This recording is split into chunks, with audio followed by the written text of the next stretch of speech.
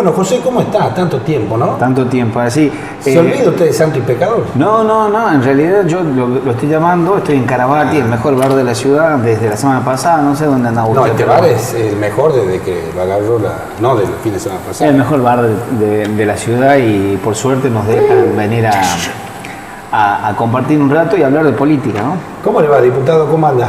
Muy bien, muy buenas tardes, gracias por la invitación y por invitarme acá. Y gracias por acceder a traer la camisa que va a ser Sí, los nuevos somos colores. parte del equipo El Camisa Azul. Campaña de Grillo 2021. 21, exactamente. Vamos ahí. Sí, falta el sponsor. No, lo vamos a conseguir en algún momento. Diputado, sesión álgida, convulsionada ayer por el tema del juicio político a los doctores Sesto de Leiva y José Cáceres. Usted votó en contra de eso, ¿no? El enojo de algunos diputados del oficialismo, que yo por lo menos he hablado, y algún integrante del gobierno, era no porque iban a conseguir los nombres, porque dicen, nunca esperaban que usted acompañara en la negativa. No, lo que pasa es que yo pienso como verdadero peronista. Ajá. Primero está la patria, después el movimiento, por último los hombres. Por ahí en el juicio a Cáceres y a Sesto de Leiva se anteponen rencores personales o persecuciones que hubiese realizado al partido. Sí. Pero tampoco le podemos dar al gobierno de Jalil que colonice toda la justicia, que tengan los 7 miembros de la Corte, porque ya tendría la plena unanimidad, y sería un totalitarismo asfixiante para la sociedad. Usted imagínese que mañana un ciudadano de Catamarca va con un juicio a la Suprema Corte y los 7 miembros son del partido gobernante. Supongamos una mala praxis en un sanatorio contra su hijo que falleció. Lindo ejemplo, pone usted. Por dar un ejemplo, o que le hayan vendido un terreno, una inmobiliaria, y que cuando va a ocuparlo el terreno se da cuenta que era una plaza pública, o que va, qué sé yo, compra un vehículo en una concesionaria y el motor está roto, y después no le devuelve. Y bueno, si el gobierno está vinculado a esos intereses, no va a tener ninguna posibilidad el ciudadano, y tampoco siempre va a existir el voto unánime, no va a haber votos en disidencia prácticamente. Si la gente de Andalgalá se le declara inconstitucional la ordenanza que prohíbe la minería en la cuenca del río Andalgalá, va a la Suprema Corte, bueno, la Suprema Corte de Catamarca le declara, sí. Pero por unanimidad, sin ningún voto en disidencia, va a ser difícil que la Suprema Corte de Justicia le trate, claro. Porque ¿de dónde se va a agarrar Claro. la Corte? ¿De qué? La argumentación del voto en disidencia, ¿de quién? No, quedaría Chipitelli, supuestamente. Yo no quiero vivir en una provincia donde la amplia mayoría de la Corte responda a un partido político, y parece que el Partido Justicialista entiende que tiene que ser así porque así ha sido durante los 20 años el Frente Cívico, porque el Frente Cívico ha actuado mal, no ha permitido la división de poderes, el Partido Justicialista también quiere hacer lo mismo. No, Pero es así la cosa. lo que dice la Constitución en cuanto a cuando un ciudadano accede a una jubilación, sobre todo en la justicia, no puede seguir ocupando el cargo. Eso no importa. Bueno, eso no lo puede decir Corpachismo. El Corpachismo lo hizo renunciar a Duso para que se jubile, después le volvieron a tomar juramento, es ministro y hoy es vicegobernador.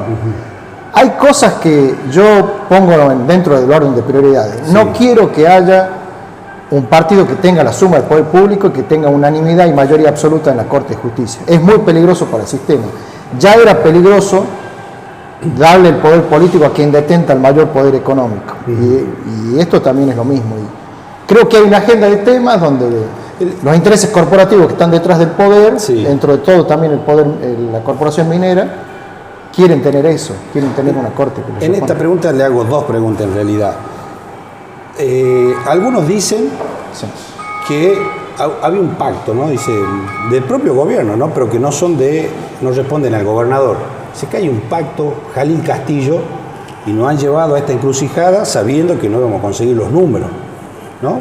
Yo no la entiendo bien a ese de pacto, cómo funcionaría, no sé si por ahí tiene usted alguna información, y por el otro lado dice, algún integrante del Ejecutivo Provincial dice, Ávila termina votando de esa manera, porque él tiene un pedido de una denuncia que lo va a evaluar en relación a cuando él era intendente por el uso de regalías mineras. Entonces no le quedaba otra.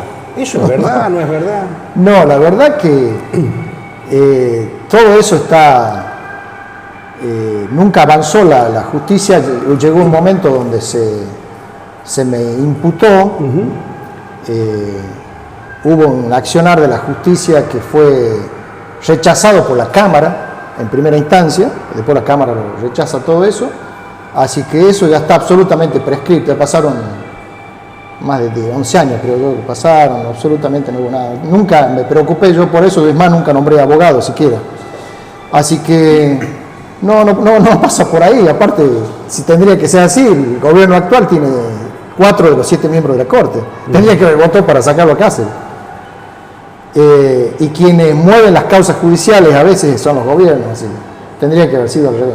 Y del otro no sé si hay un pacto o no, lo que me llamó mucho la atención, y ayer lo dije, tiene que hacer autocrítica los dos partidos, también el Frente Cívico tiene que hacer autocrítica, no puede decir están colonizando la justicia y cometer el error de ausentarse y dejarle libre al partido gobernante que tenga los 2/3 de los miembros para dar de baja al Consejo de la Magistratura y aumentar de 5 a 7 los miembros de la Corte. O sea, ahí también una ya hubo reformas, ¿no? Casualmente esto, ¿no?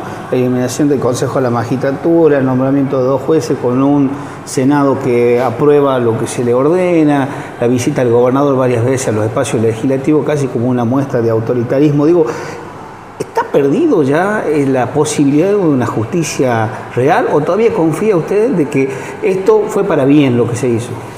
No, yo creo que el Partido Justicialista actuó de manera extemporánea, planteó una denuncia sobre hechos de abusos que se cometieron en el año 94, recién en el 2018 ingresa un pedido de juicio político. El Partido Justicialista tendría que hacer una autocrítica y quienes han sido legisladores durante todo ese tiempo o los que han manejado el partido y han tenido peso político dentro del partido, hacerse responsables. ¿Por qué no presentaron antes esto? Claro.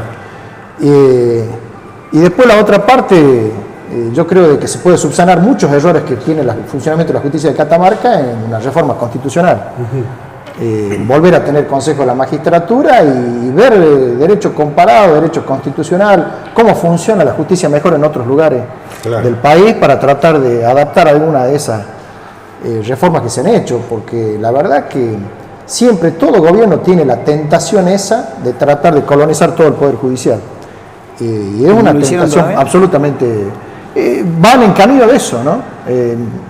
Por eso en el año 2019 se votó un acuerdo que se hizo entre el gobierno y el gobierno provincial y el gobierno nacional, a donde el gobierno de Corpazzi le vota varias leyes al gobierno de Macri, para que el gobierno de Macri le firme un acuerdo a través de ANSES que permita que los jueces de Catamarca se jubilen con el 82% móvil. Yo recuerdo que dije, ¿por qué no fue a pedir el gobierno de la doctora Corpazzi al ANSES y al gobierno nacional que se mejoren las jubilaciones de los policías, de los docentes, de la gente de la salud, de los empleados municipales del interior?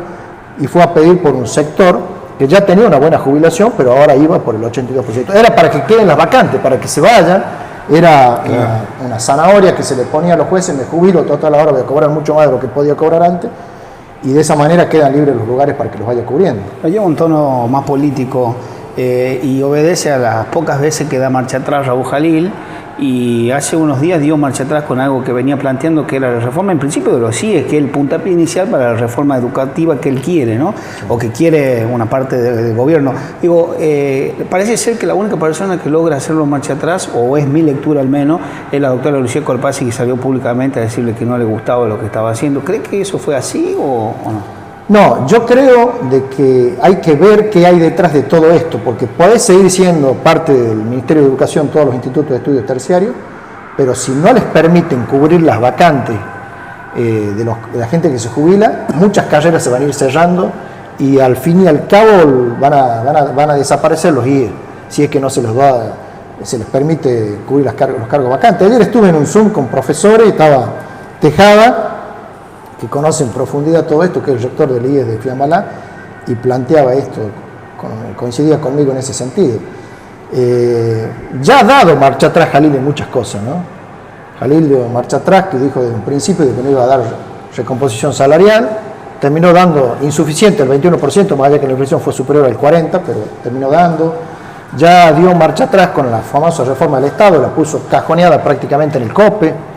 Hay muchas cosas que la lucha y la prédica y las posiciones distintas de distintos sectores de la política y del sindicalismo y sectores sociales lo hacen rever. Y yo creo que lo puede hacer rever y sostener a los institutos de estudios terciarios es la lucha de esos sectores que se van a empezar a movilizar que se están movilizando en toda la provincia. ¿Sabe cuándo firma el decreto de el traspaso de los IES al Ministerio de Innovación? ¿Cómo se llama? Innovación. Tecnología. Sí. El 9 de diciembre. El 19 de diciembre. 19. 19 de diciembre. Hasta ahora ningún rector había sabiendo. Lo Lo sabían publicaron en marzo. Sí, pero ya lo habían ido notificando. Sí. Salen ahora con los tapones punta y a levantar a los estudiantes, porque ningún rector, digamos, políticamente tiene peso, capaz que Tejada por haber estado en la política, por Sí. así, porque en realidad le fueron diciendo en diciembre ninguno queda, ¿no? Es decir, vamos a ir cambiando a todos los rectores también. Es decir, el gobierno desde ahí iba a empezar a hacer política con los rectores, es decir, iba a empezar a poner rectores del propio gobierno. Es decir, esto que dice usted un poco, que vienen por todo, parece. Sí, pero yo lo que creo es de que también cuando se empiezan a ver el desmantelamiento, de que no les permiten a ellos cubrir las vacantes, pero sí a los IES de administración privada, sí, que son 8, 4 de ellos son confesionales.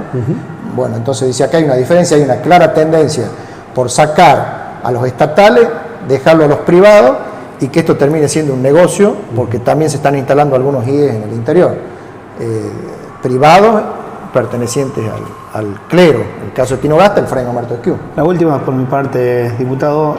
Comenzó la carrera electoral ya. Usted nota que a pesar de la pandemia, parece ser que nos estamos olvidando ya del COVID y empieza la clase política a levantar. Ya no hablamos más de barbijo, no hablamos más de COVID-21, creo que estamos, COVID-19, perdón, estamos pensando en la carrera electoral 2021 ¿o no?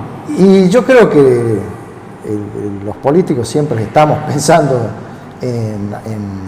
como si fuera campaña en manera permanente. Tiene que ser así porque de manera permanente tenemos que atender los reclamos de la gente, estar atento a las prioridades que va, porque acá hay una agenda que no la marcamos nosotros, sino que la marca el día a día, el tema salarial, el tema educativo, el tema salud, el tema seguridad. Así que me parece que también se están viendo en algunos sectores del oficialismo una puja después de las declaraciones que hizo la doctora Corpazzi, donde ella trata de diferenciar. Hay que ver también si esa diferenciación es real o es para las tribunas, porque podés decir, no coincido con vos en esto, pero no hay ninguna acción concreta. Por eso yo presentaba un proyecto para que frenemos el traspaso de los IE y para que se llame a concurso, se pueda tener una agenda para que finalicen el año los IE y empiecen en el 21, y si la doctora Corpazzi está de acuerdo, la tienen que aprobar, porque tiene mayoría, amplia mayoría legislativa. Ella tiene de 24 diputados, tiene 21. 2 son de Barrio Nuevo y 1 es de Jalil, que es Marenco. Y después en el Senado, los 14 senadores. Claro. Usted habla, y mucha sociedad veía en los mensajes, cuando usted defendió el voto suyo por el tema del juicio a los integrantes de la Corte, muchos dicen, bueno, tiene que haber otras fuerzas políticas que puedan también ingresar a la Cámara, plantear opciones, y no se ve eso, digo, como en otras épocas, en años anteriores, donde había una fuerte disputa, por lo menos, de ese voto opositor al gobierno. ¿Usted confía en que la gente pueda abrir un poco los ojos, es decir, darle oportunidad a los partidos más chicos para tener representación y desde ahí oponerse a estos avances que puedan llegar a tener los oficialismos? No tengo ninguna duda de que el trabajo que estamos haciendo con un grupo de compañeros estructurando el Frente Amplio Catamarqueño, que va a ser la tercera opción, va a canalizar el voto descontento del oficialismo, que hoy es mucho.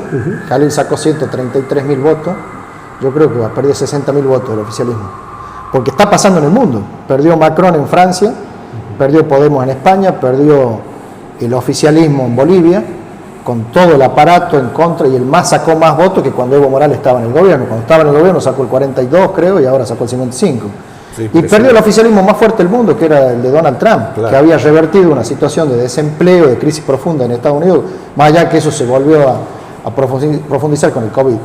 Pero todos los oficialismos en el mundo van a tener problemas, porque hay pérdida de la capacidad adquisitiva del salario, porque hay pérdida de fuentes de trabajo, y porque hay un malestar que cualquier medida que tome el oficialismo, de apertura, de cierre, de lo que sea con el COVID, no le cae bien a la gente. Así que acá, si hay un oficialismo que va a perder votos, va a ser el Jalil. Y no creo que se vaya al otro oficialismo que gobernó 20 años. Me parece a mí que la tercera opción es lo que va a elegir la gente en Catamarca. Va a ser una campaña por las redes sociales, así que hay muchas posibilidades de estructurar una fuerza que tenga una gran representación y que pueda dar pelea de igual a igual a las dos fuerzas actuales que existen en la provincia. Cortita, le pido que se explaye poco. ¿Usted va a encabezar la lista esa de diputados provinciales o va a buscar algún cargo nacional? Y la otra es, ¿qué pasa con los diputados que ingresan por esa fuerza política? Porque en la elección anterior ingresó una diputada, pero termina jugando más con el oficialismo que... Bueno, yo no sé si voy a ser candidato.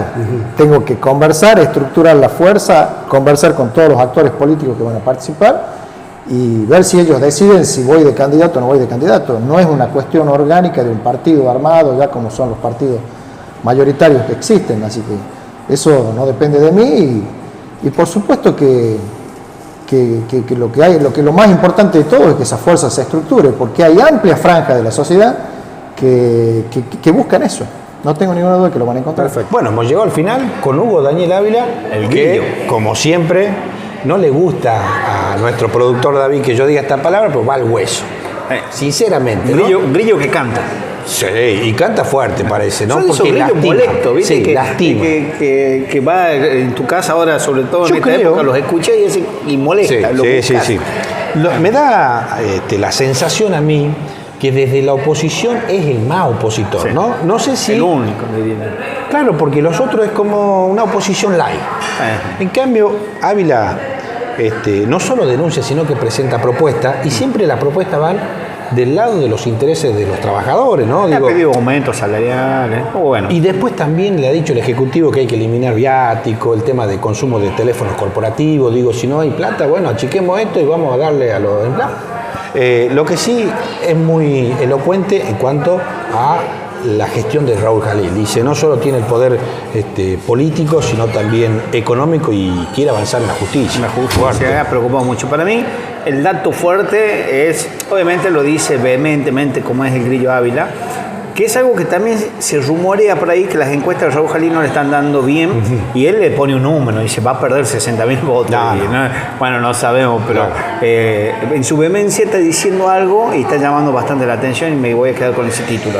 Perfecto. Bueno, vamos a ver más adelante, digo, cómo se van acomodando, porque justamente Hugo Daniel Ávila es uno de los diputados que termina mandato el año que viene y tendrá ganas, me parece, de renovar. Así, aparte si viene el senador nacional y es todo un tema, ¿no? Todo un tema. Suscríbase a nuestro canal, Santo y Pecador, y por supuesto active la campana de notificaciones, búsquenos en todas nuestras redes sociales, en las personales, en todo también.